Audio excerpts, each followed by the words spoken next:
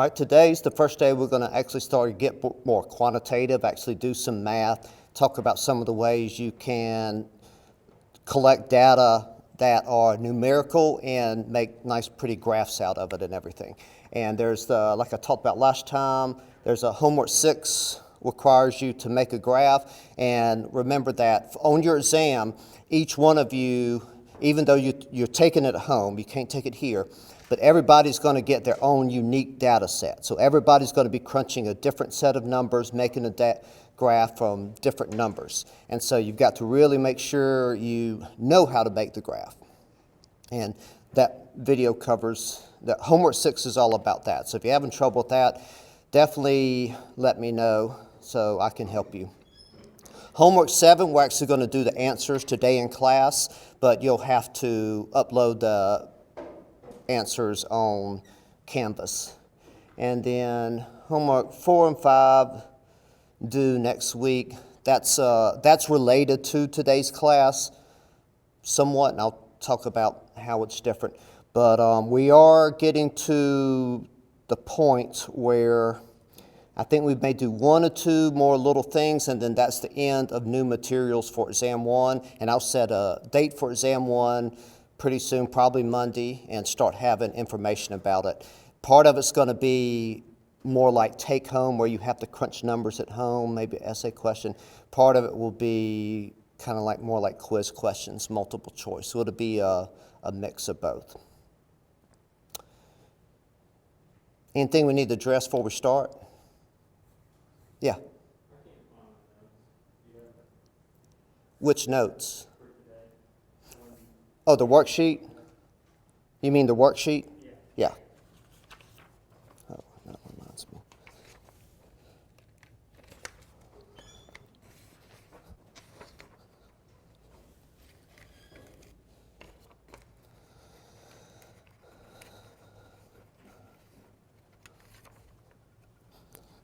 The one handout today is just the crossword puzzle. And when you open up homework 7, it'll be just this crossword, but there'll be one question where you enter all the down answers and another question where you enter all the across questions. All right. So let us do this.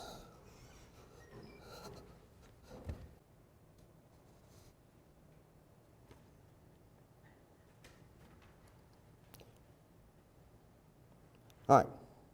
Can we go and start? Okay, what's 2 across? Yep. Can anybody pronounce it in German? Lebenswelt? I don't know. Yep, Lebenswelt. Lebenswalt.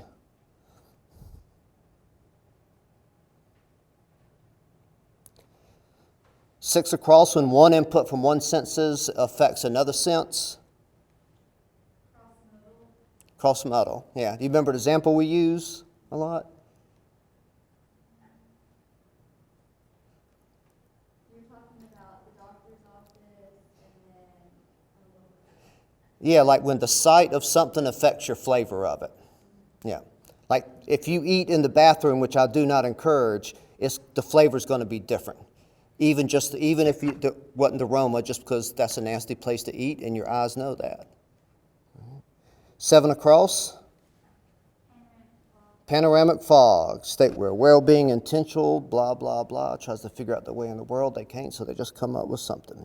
Panoramic fog. Number 10, blank bias is the bias that results when people would rather agree than disagree with statements. Acquiescence? Yeah. A demonstration of acquiescence bias. What's your name again? Laura, are you enjoying this class? Yeah. See? We don't really know if she is or not, but we prefer to agree rather than disagree. 13, the taste bud sensations associated with savory. Umami. Had y'all ever heard of that before? Yeah, like maybe a food science class? Or do they teach it in high school now and stuff? Mm-mm. Number 14, Adam somebody developed the notion of impartial spectator. Smith. Why is Adam Smith important to ag economists particularly? You remember?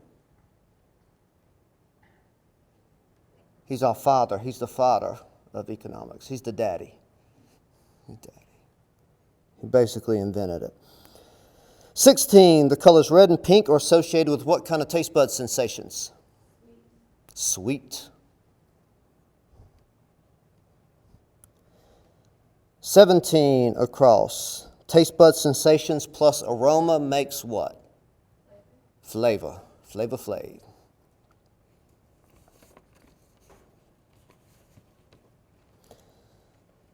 Down, taste or flavor, however you want to call it, is what kind of phenomenon?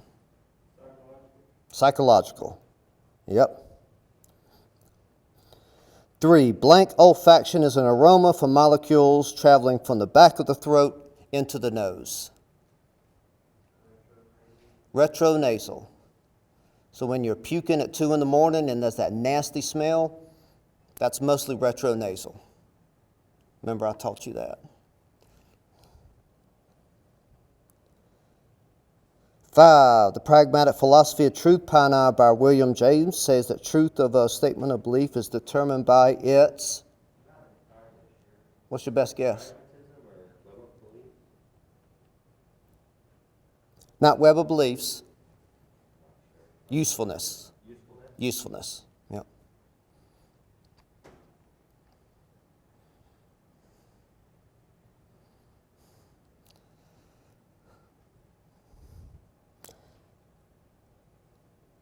Nine, a philosophical term when someone's making statements with no concern or perhaps no knowledge of the actual truth.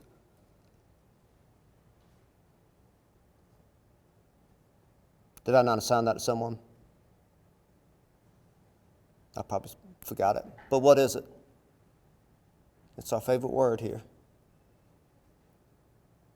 Bullshit. Bullshit.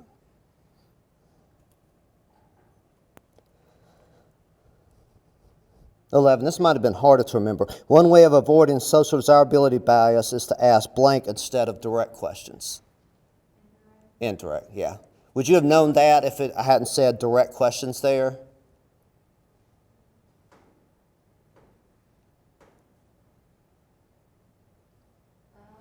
Maybe. Hard to tell, right? Yeah, it is helpful, yeah. All right. 12, round shapes are associated with sweetness. And 15, ice cream companies add blank to ice cream to provide an aroma because your taste buds don't work very well on cold items. Vanilla. You might remember from the reading, I don't remember if there was a question about it, but vanilla has no taste bud sensations, presumably. We actually tried this out in one of my classes. I brought vanilla to the class, and we had each person take a spoonful and hold their nose and try to eat it. You still, you detect something, but you know it's not vanilla. If anything, it kind of just seems like some of the oils that are there in the vanilla extract. So it's kind of weird. Vanilla has no actual taste. It only has aroma.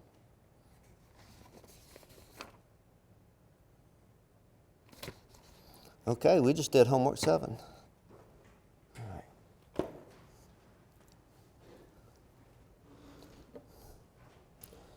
Right now, we're going to start completing the worksheets from last time. And we're actually going to start getting a little quantitative, and we'll be giving some useful advice to, is Hannah Rucker here? Yeah, she was here. Where are you? Okay, we'll give some useful advice to Hannah Rucker. For her product, everybody seems to be choosing a new variety of an existing product.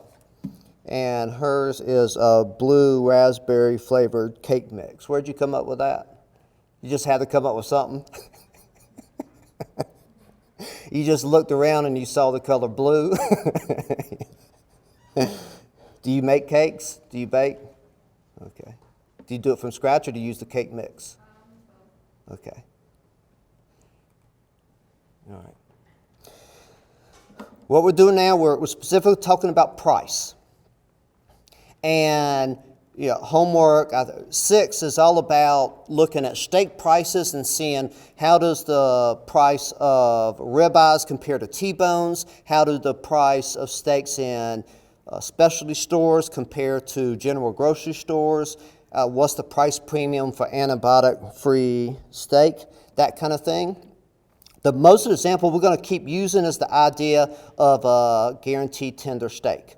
And that's a product where you have a regular steak, you don't really know if a steak's going to be tender or not. And that's one thing that hurts steak demand, because sometimes you get a steak and it's very tender, sometimes you get one and it's tough, and visually you just can't tell. But there is a machine that can pierce the carcass of a cow and determine how much force it took to go through the steak. And so a machine can tell you whether it's tender or not. And so we can sell steaks that are labeled guaranteed tender. You don't really see them anywhere yet, I guess because people don't think it's profitable. But for over 10 years, we've been measuring consumers' willingness to pay for guaranteed tender steaks. Doesn't cost that much, but a number of studies have been conducted to say, okay, how much more will consumers actually pay for a steak that they know is guaranteed tender? I know I would. I'm not sure exactly how much more I would pay. But there's a lot of different ways we can estimate that premium consumers will pay, and this is one way. And so you've probably seen survey questions like this before. This is like a scale, and you've got 4 different items here. And one, they have a regular ribeye that's priced at $8 a pound. And so you're giving people a scenario. You say like, okay, you go in the grocery store and there's different steaks there. And suppose there's a regular ribeye at a price of $8 per pound. How likely are you to actually purchase that ribeye? And then what you do is you give them a scale to use from extremely unlikely to extremely likely. And notice we give some words to help people figure out exactly what the scales mean. 90 above is you're extremely likely to buy it. 10 below, extremely unlikely. Anybody else? There's 2 things I like about the way we have the words there. Is it obvious to anybody yet? 2 things that's good about it.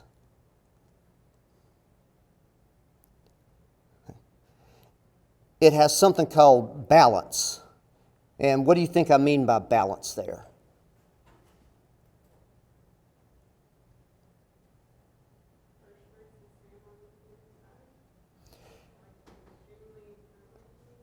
Yeah, there's just as many likelies as there is unlikelies.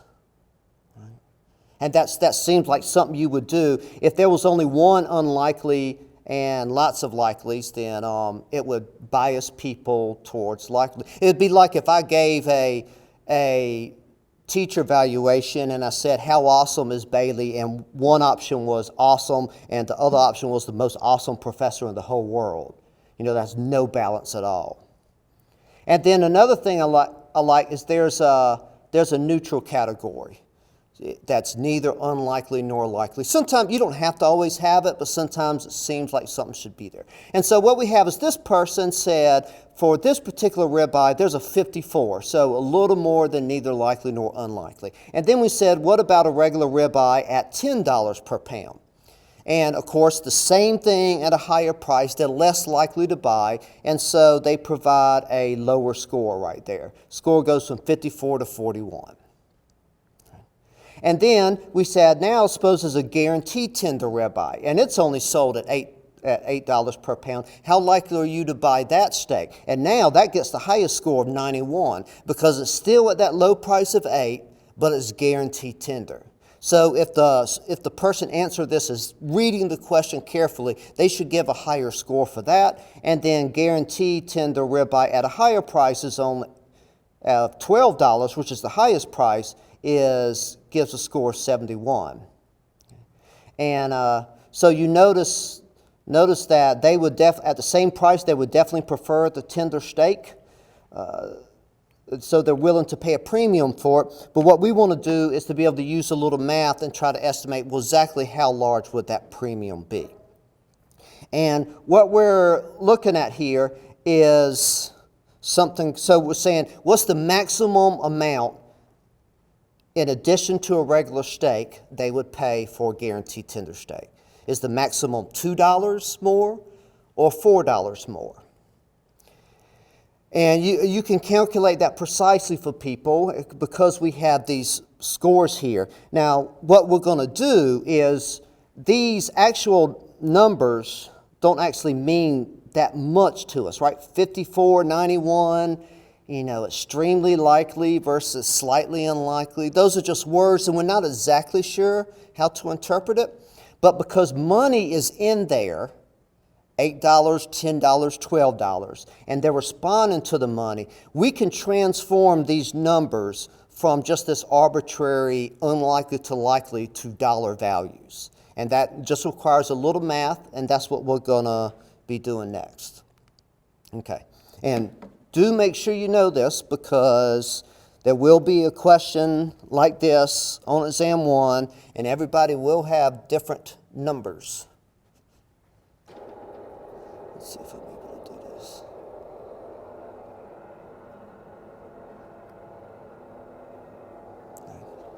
I've got the work up there, but I'm also going to kind of do it on the board and in case it's not kind of obvious to you. So what we have is we want to get a utility function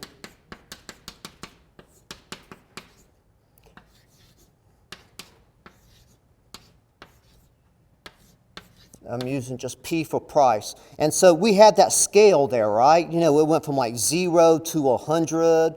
Bigger score meant you're more likely to purchase it. And we want to see how responsive that score is to price for different things. So I'm creating a function where utility is like the satisfaction you get from the steak or your likeliness of buying it. And we're making it a function of price because presumably the higher the price, the less likely you are to purchase the steak.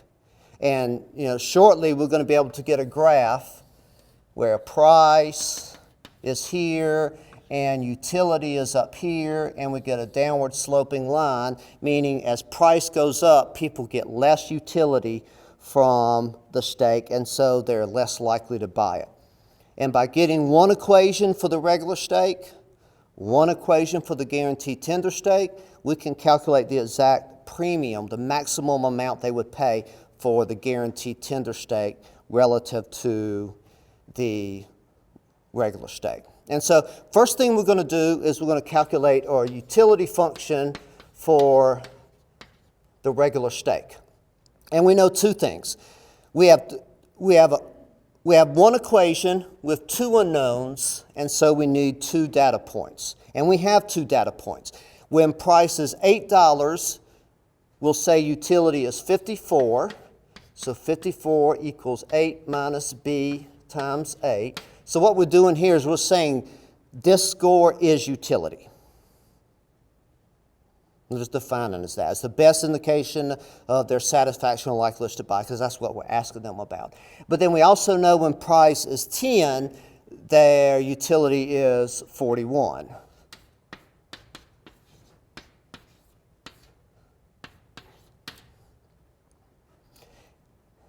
And we have two equations, two unknowns, so we can just solve for the A and B to get the equation. And so, the way I usually do this is I take this first equation here and I'd solve for A. So we know that according to this first equation here, A must equal 54 plus B times 8.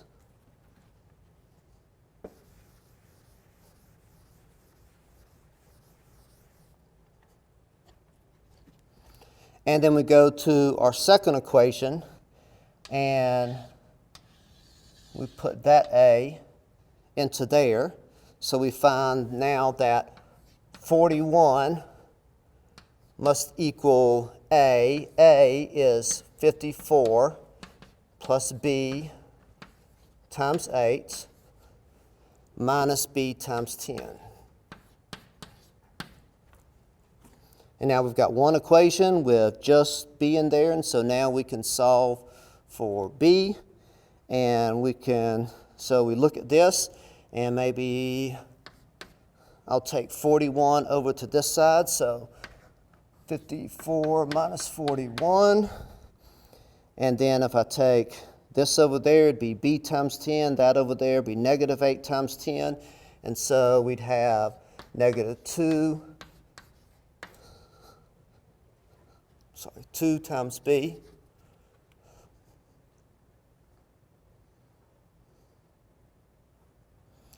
And so b must equal 54 minus 41 divided by 2, which should equal 6.5.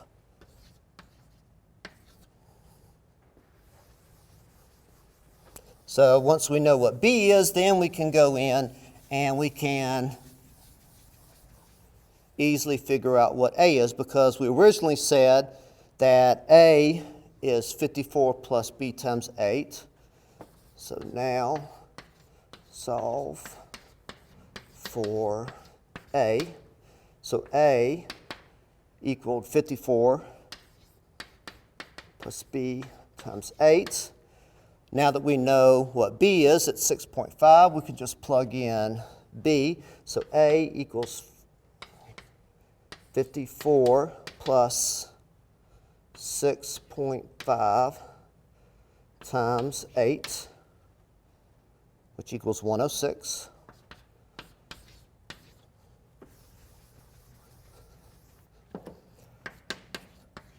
Thus,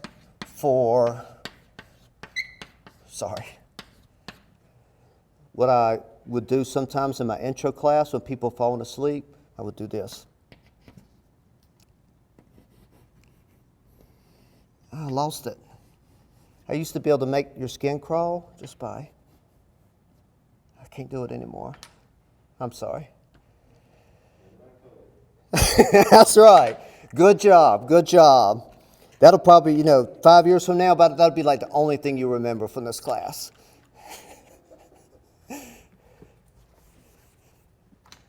Thus, for regular stakes, the utility function, that remember we said it was the form a minus b times p, but now we know what a is. It's 106, and b was 6.5 times p. Okay. So just through a simple survey question, we're able to figure out a person's utility. And of course, we could have them do more and more questions and even get a better idea of what that utility function looks like. Got it? Okay, now on your own, calculate the utility function for the guaranteed tender stake. And raise your hand, and then I'll come by and help you if you need help with it. I just want you to get practice doing it.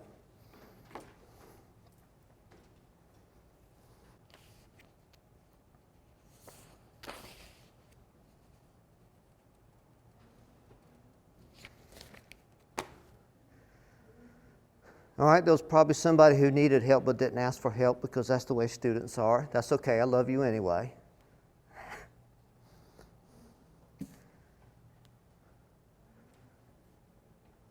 So we get a new utility function for guaranteed tender stakes. Anyone brave enough to tell me what the value of A was?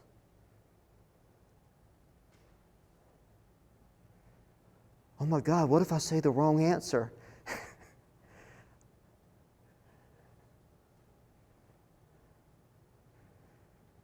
I'm going to have to call on somebody, aren't I?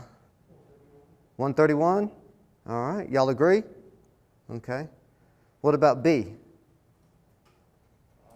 5? Okay. What's your name again? Matthew what? Drendel. Braveheart.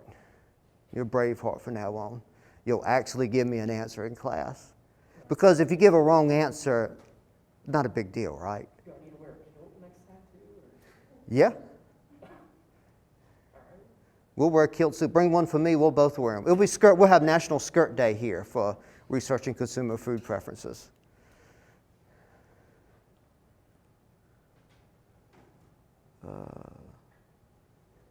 What would you say for A?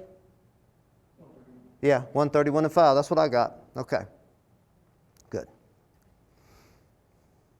All right, so now we have one function for regular ribeyes and one function for guaranteed tender steaks. Now, here's the thought experiment, what we want to do. We want to say, okay, we want to say, suppose that regular steaks are selling for $8. If regular steaks are selling for $8, what's the maximum price that someone would pay for the guaranteed tender steak?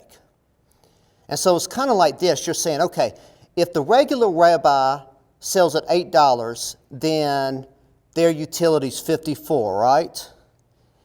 And then you say, okay, now suppose we have a guaranteed tender down here. What's the maximum price? Okay, consider this. Okay, guaranteed tender ribeye. Let's just look at these two. Regular ribeye, utility $54. Guaranteed tender ribeye at $8 per pound, $91. Now we want to say, so how much can I keep increasing that price and their utility to still be greater than or equal to $54? Because regular ribeye $8, utility $54. Guaranteed tender ribeye at $8, utilities $91. So would they purchase the guaranteed tender at a price of $8 instead of the regular? Yes. Now let's raise the price from $8 to $12. Would they still prefer the guaranteed tender to the regular ribeye? Yes. And why do we know that? It's as obvious as it seems. It's not hard. I just want you to say it. It's what? Yeah, it's on the graph, meaning they're telling us they're more likely to buy it. And now we want to, it's like we want to say, okay, we want to keep upping this price of $12 until this keeps going down until utility hits 54. The utility from the regular ribeye. Once we hit that price, we know any price lower than that, they would prefer the ribeye, the guaranteed tender ribeye. And so all we want to do is to know, really, at what point, what price here makes utility equal to 54. And so what we're doing is this. We're saying, okay, we have a utility function for regular ribeye, 106 minus 6.5 times price. We have a tender ribeye, utility functions 131 minus 5 times price. And then we say, okay, the regular ribeye is selling for $8. What's the maximum price they'll pay for the tender ribeye? Meaning, at what point does the price go up such that utility of both steaks? So we're saying, okay, the regular ribeye is selling for $8. That gives you this. And then we're saying the utility of the guaranteed tender steak is this, but we don't know what price should be in there yet. We just know it should be equal to the utility of the regular ribeye at $8. And of course, I could have just, instead of putting that, I could have just put 54 because 106 minus 6.5 times 8 would be 54. But we're saying at what point, what price makes those utility equal? And so I have one equation, one unknown, and all I have to do is solve for price. So I solve for price here, and I get 15.4. And of course, if that's right, all right, so I'm going to go to my gambling machine here. And the utility for tender ribeye is 131 minus 5 times. I'm going to plug in 15.4, and it is 54. So it is right. At a price of 15.4, the utility from the tender ribeye is the same as the regular ribeye at $8. So that means that, at least for this person, I can keep increasing that price and they would still prefer the tender ribeye until the price is 15.4. At 15.4, they're indifferent between the two steaks. If I charge more than 15.4 for the tender steak, which steak will they purchase? The regular, right.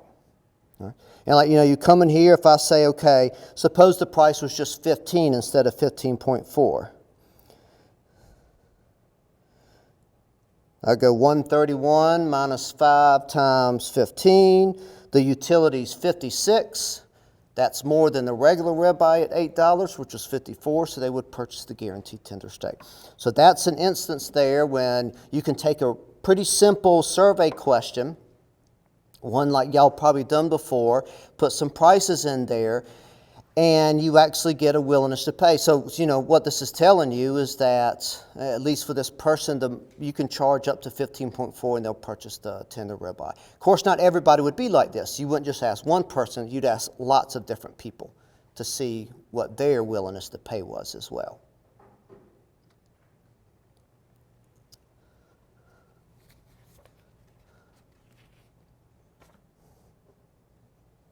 All right, Hannah. Some ideas, some things you could do. Now, you were talking about a blue raspberry flavored cake mix, probably of the, what's that company who does all the cake mixes? Pillsbury, or is it? Betty Crocker, yep, Betty Crocker. And, when they sell different cake mixes, they tend to sell them at the exact same price most of the time. So that isn't probably an instance when you'd probably want to know how much more consumers would pay for that one particular mix. You could, just off the top of my head, doesn't seem like the best thing you could do. But suppose what you want to do is to say, how many people would actually purchase this when they have lots of other stuff to choose from too? You wouldn't want to just ask one question that says, would you be willing to purchase a blue raspberry flavored cake mix? Yes or no? Why would that probably be a bad question?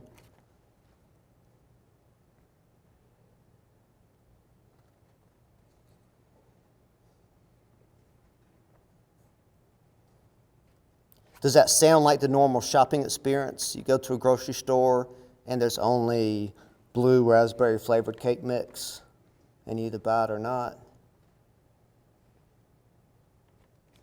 No. So you want to make it something more similar to what you might see in the store. So one thing you could do, you could go to the store and look at a number of different cake mixes they have there. There's probably a bunch of them. You probably don't necessarily need all of them, but maybe you find 6 cake mix varieties.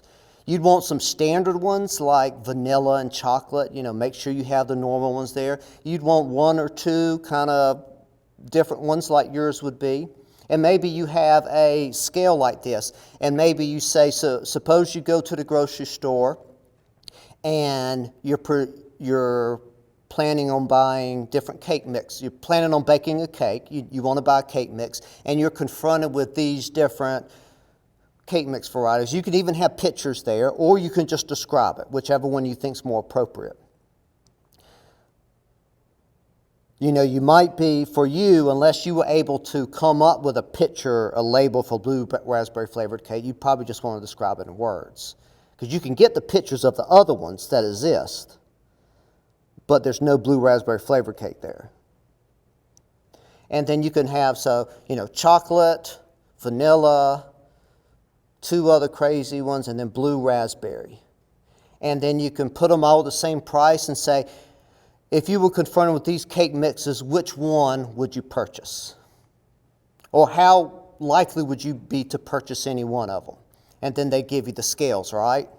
And suppose these were the different cake mixes and these were the numbers. Well, then what they're telling you here is they would be purchasing that one. And they wouldn't be purchasing yours. And you would ask that for a lot of different people. And then what you could do, you can do that to say, what is the projected market share of blue raspberry cake mix? And if in your survey, say 5% of people gave the highest rating to the blue raspberry cake mix, you could say the predicted market share was 5%. Does that make sense? And so there's lots of different ways you can do rating scales like this to see, which project, not just which one they like the most, but what's the predicted market share out of all the consumers there, how they'd respond to different prices. But of course, you always want to remember, and we'll talk about this more in surveys, but I'm bringing it up now because I want to hit it over and over again. If you're doing this in surveys, remember the way I described it, we had your blue raspberry cake mix last, but you'd want to set this up such that the order was randomized. Sometimes it was first, sometimes it was second, sometimes it was third.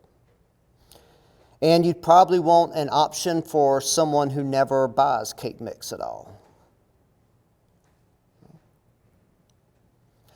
Now, of course, instead of the scales, you could just list them and say, which one would you buy? And they just check one. Nothing wrong with that. The only times you'd want something like this is when you want to know, like, how much more likely are they to buy one than another. You know, sometimes you don't know, you want to know, you don't want to just know which one do you like the best. You want to know how much more do you like it. Like maybe you want to know, okay, for this blue raspberry cake mix, of that 5% of people who said that would be the one they purchased, did they like it like a lot better than the other varieties or just a teeny better? And that's important because if there's only a few people who want to buy it, but they really, really like it a lot more, that tells you there's some enthusiasm for this, where if they liked it just a tiny bit more than some other variety, it might not be worth coming out with that other variety because they're just as happy, almost as happy with this other thing. And the more varieties you put out there, the higher your costs are. Is that helpful?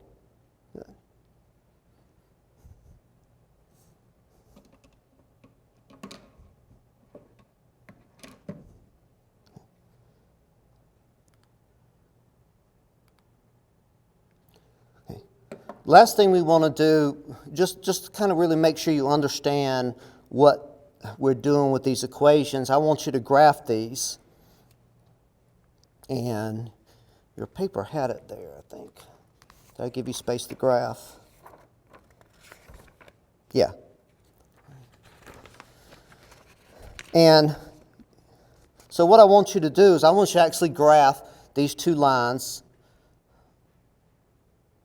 so we can get a visualization of what these mean. So this was the utility of the guaranteed tender ribeye. With the higher intercept, I think of about 131. You don't have to get it exact. I don't give you enough, increments in there to get it exact. And then the blue is the regular ribeye here, and its intercept was what, like 106 or something? And then there's a slope there. And the slopes were nearly the same. Let's see, the slope for guaranteed tender was 6.5. The slope for regular was 6.5, and the slope for the guaranteed tender was just 5. So the regular ribeye does have a steeper slope because it has a bigger B, meaning they're responding more to price. But the slopes are kind of the same. And then what we found is that we said, okay, when the price of the regular ribeye is 8, then the utility of that ribeye was 54.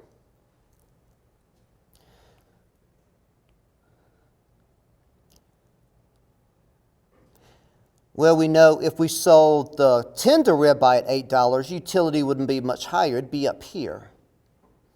And then we say, okay, let's keep increasing the price and bring the utility down until it equals the utility of the regular ribeye at 54. And then we finally found that a price of $15.40, the utility is 54 equals the utility of the regular ribeye at $8. And so the maximum willingness to pay there is $15.40.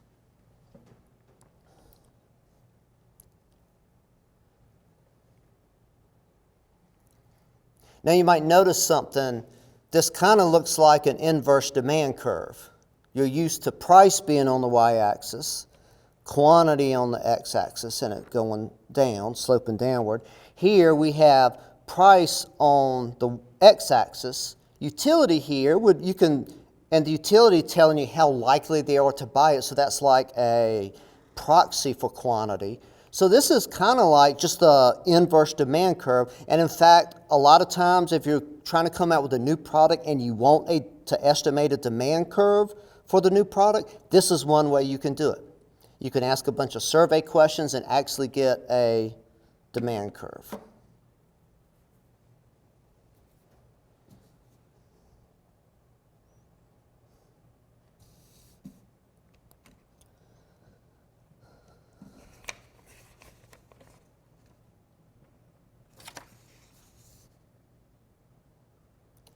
Other thing on Hannah Rucker, and so her product, the blue raspberry flavored cake mix, and I asked her what stage of the development was it in, and she said it already has a potential name, the Razzle Dazzle. This is a pretty good name. That's a pretty good name. And it says, I will try to do business with the Pillsbury Company in order to promote the product to the market. At this point in the design process, this is as far as I have come.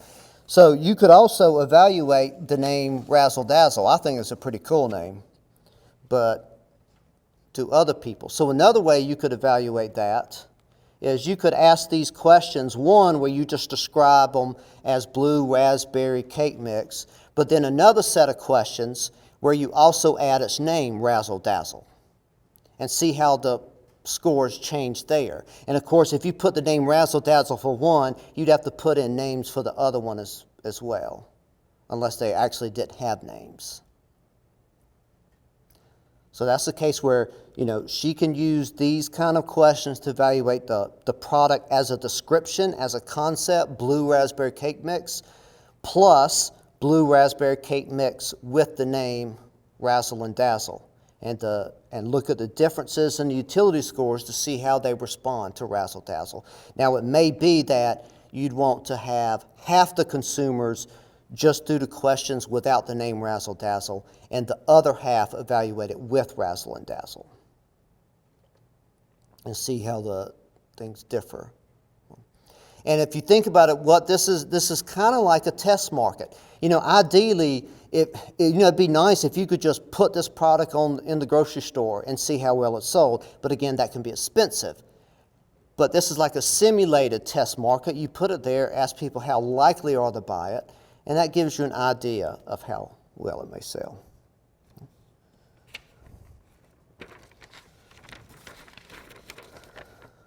I'm going to let Hannah decide what we do for now. This is all I had to do. I've got some other stuff here, though, Hannah. See this?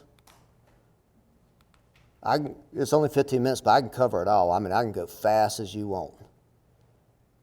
You want me to cover it?